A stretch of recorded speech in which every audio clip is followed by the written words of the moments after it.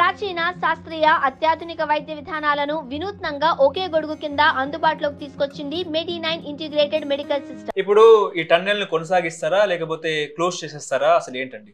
ఖచ్చితంగా టనల్ను ఒకవేళ ఇప్పుడు ఉన్న శ్రీశైలం నుంచి ఉన్న టనల్ కట్ చేసి అదొక టనల్ బోరింగ్ మిషన్ పనిచేయలేదు అనుకుందాం, అది ఎన్నారైనా అది పూర్తి చేసినా కూడా సైడ్లో బొంద పెట్టవలసిందే ఉండే. ఇప్పుడు ఆల్మోస్ట్ అది పనిచేయకుండా పోయింది అనుకుందాం.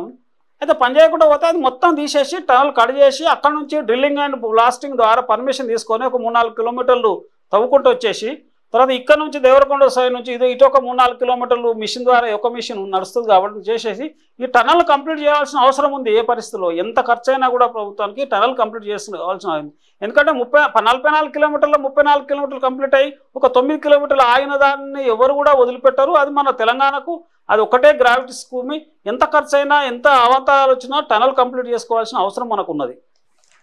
ఇప్పుడు ఈ టన్నెల్ పూర్తయితే దీని ద్వారా 30 టీఎంసీల నీరు ఎన్ని ఎకరాలకు సాగునీరుగా మనం అనుకోవచ్చు?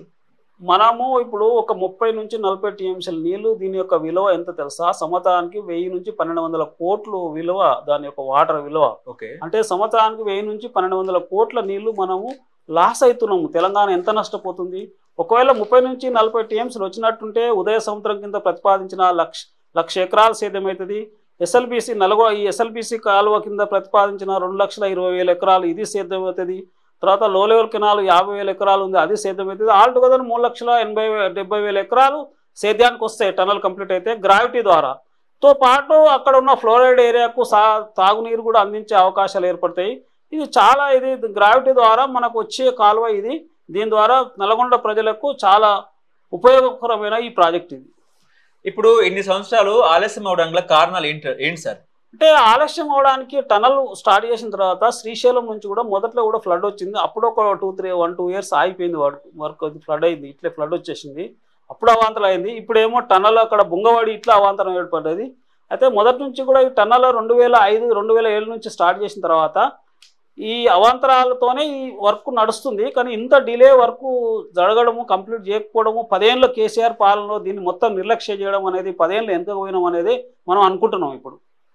అంటే కేసీఆర్ కూడా చెప్పారుగా అసెంబ్లీలో, మనకు పూర్తి స్థాయిలో కూడా స్క్రీన్ పెట్టి మరి చెప్పారుగా ఆయన టన్నెల్ ఎట్లా పనిచేస్తుంది ఏంటి ఏ రకంగా. ఆయన దీని మీద టోటల్ నిర్లక్ష్యం చేసిండు. దీని నిర్లక్ష్యం చేసిందంటే అప్పుడు మేము ఆల్రెడీ ఫీల్డ్ విజిట్ చేసినాము. వాళ్ళు కాంట్రాక్టర్స్ దిబో మొత్తుకున్నారు, అయ్యా మాకు కరెంటు బిల్లు పెండింగ్ ఉన్నది, రీవాటరింగ్ వర్క్ పెండింగ్ ఉన్నది, మాకు అనేక లాస్లు వచ్చినాయి, ఒక 400-500 కోట్లు ఇవ్వండి, ఇస్తే ఈ లాసెస్ కవర్ అయితే తర్వాత కన్వేయర్ బెల్ట్ ఇవన్నీ మేము బేరింగ్లు ఇవన్నీ తీసుకొస్తాము, మాకు కొంచెం ప్రోత్సాహం ఏంటంటే ఈయన పట్టించుకోకపోతే కాంట్రాక్టర్ ఏం చేస్తాడు? స్లోడౌన్ చేసిండు వర్క్. ఆ స్లోడౌన్ చేయడం వల్ల ఇప్పుడు ఇదే మనం ఆలోచించుకోవాలి. తెలంగాణ రాకముందు 24 కిలోమీటర్లు 8 ఏళ్లలో కంప్లీట్ చేసిండ్రు, మరి మిగిలిన 20 కిలోమీటర్లు తెలంగాణ 10 ఏళ్లలో ఎందుకు చేయలేదు కేసీఆర్? అక్కడే తెలుస్తుంది కేసీఆర్ యొక్క పాలన అసమర్థత, దీని నిర్లక్ష్యం చేసిండు అనేది మనం ఊహించుకోవాలి. అసలు ఇప్పుడు టన్నెల్లో ప్రమాదాన్ని ఎట్లా నివారించాలి? నివారించాలంటే ఇది యాక్చువల్గా రెగ్యులర్గా పనిచేసుకోకపోతే, అది బ్రేక్ లేకుండా 3-4 ఏళ్ళ నుంచి ఆడ బ్రేక్ అయింది వరకు, ఇది అక్కడ బ్రేక్ అవడం వల్ల ఏంటంటే ఆ సాయిల్లో అనేక వేరియేషన్స్ వచ్చుట్లా ఇది బొంగ ఎక్స్పెక్ట్ చేయలే, బొంగ వచ్చి ఇట్లా నీళ్ళు వస్తాయి అనేది. కాబట్టి ఈ టనల్లో చేసేటప్పుడు ఆల్మోస్ట్ లైట్గా సీపేజ్ ఉంటుంది, కొంత ఫాల్ట్ జోన్ ఉంటుంది, కొంత లూజ్ ఏరియా ఉంటుంది, దాన్ని కవర్ చేసుకుంటూ పోతుంటారు టనల్ చేసేటప్పుడు. ఈ విధంగా సడన్గా ఇంత పెద్ద బొంగ వస్తుందని వాళ్ళు ఎవరు కూడా ఊహించలే. బొంగ వచ్చింది, బొంగతో పాటు మట్టి వచ్చింది, ఈ విధంగా జరిగింది. ఇప్పుడు మీరు అన్నట్టు కూడా వాళ్ళు బ్రతికే ఛాన్సెస్ అయితే ఎట్లా సార్, ఎట్లా వాళ్ళకు ఆక్సిజన్ ఎట్లా ఉంటుంది ఏంటి? మనం బ్రతకాలనే కోరుకుంటాం కానీ బ్రతికే అవకాశాలు అనేవి చాలా మట్టుకు తక్కువ. ఇప్పుడు అంటే ఎక్కడైనా ఏమైనా అంటే ఇప్పుడు బోర్బావులో కొన్ని సొరంగాలలో పొడి సొరంగాలు ఉంటాయి, అంటే నీటి సొరంగాలు కాకుండా సొరంగాలలో బ్రతికిన సంబంధాలు వాళ్ళు ఉన్నాయి, లేవని కాదు. కానీ ఇక్కడ ఏంటంటే అది వస్తూనే పెద్ద బొంగ ఏర్పడి ఉధృతమైన వాటర్ వచ్చేసి ఆ వాటరు నుంచి మట్టి వచ్చేసి కూడుకపోయింది. అది చెప్తానే 12 జల సమాధి అది ఉబ్బి సమాధి అయ్యారు వాళ్ళు, ఊబి వచ్చేసింది. నీళ్లు ఉధృతంగా వస్తే పాటు ఆ బొంగలతో నీళ్ళు వచ్చినాయితో పాటు మట్టి వచ్చింది, మట్టి పేరుకపోయింది. 15 ఫీట్ల మట్టి, 10 నుంచి 15 ఫీట్ల మట్టి పేరుకపోయింది, నీళ్లు పేరుకపోయినాయి ఆడ. మరి ఈ పరిస్థితిలో వాళ్ళు అక్కడికి 8 మంది చిక్కుపోయి ఉన్నంటే వాళ్ళు అలా చిక్కుపోయే ఉంటారని మరి అనుకుంటాము. కాకుంటే వాళ్ళని క్లియర్ చేసి వాళ్ళ బాడీలు కనుకపోవడానికి మిషన్ యొక్క ఎక్విప్మెంట్ మొత్తం చాలా పొడుగుంటుంది. ఒక 200 మీటర్ల మొత్తం ఎక్విప్మెంట్ ఉంటుంది మిషన్కు. అదంతా కట్ చేసుకుంటూ పోతుంది ఇప్పుడు అది. 14 కిలోమీటర్లు అంటే సార్ లోపలికి వెళ్తే ఎట్లా ఉంటుంది సార్ లోపల సొరంగం? నేను కూడా అంటే నేను టనల్ కాకముందు నేను 7 ఏళ్ళు పనిచేసిన, కెనాల్ మీద పనిచేసిన. టనల్ అప్పుడు చాలా నేను టనల్ బోరింగ్ మిషన్ దాకా పోయినాం. మనం మిషన్ పోయినప్పుడు చాలా భయం వస్తుంది ఫస్ట్. వాళ్ళకంటే అక్కడ పనిచేసే వాళ్ళకి అలవాటు ఉంటుంది.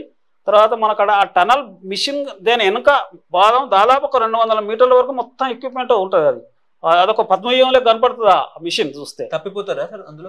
అందులో వాళ్ళకి ఎక్స్పర్ట్స్ ఉంటారు. అందులో ఆ మిషన్, ఆ ఎక్విప్మెంట్, అంతా సిస్టమ్ చూస్తే చాలా విచిత్రం అనిపిస్తుంది మనకు.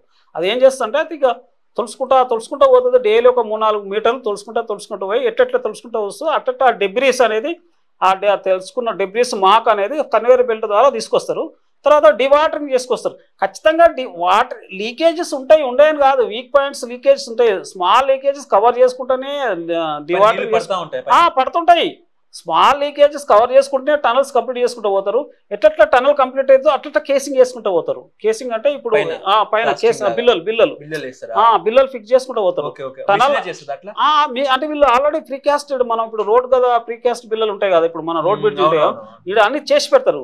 వాళ్ళు ఎట్లా ఒక 4 కిలోమీటర్ 2 మీటర్లు కంప్లీట్ కాగానే ఆ బిల్లలు తీసుకుపోయి అక్కడ కూర్చుని పెట్టేస్తారు. అది కేసింగ్ అయిపోతుంది. అది కేసింగ్ అయిపోయి మళ్ళీ ముందుకు పోతారు. ముందు పోయి మళ్ళీ డివాటరింగ్ చేసుకుంటా లైట్ లీకేజెస్ కవర్ చేసుకుంటా మళ్ళీ ముందుకు పోతుంటారు. ఇది సడన్ గా ఒక బొంగవాడి ఉద్ధృతమైన నీళ్ళు ఇది రావడం ఫస్ట్ టైం ఇట్లా రావడం.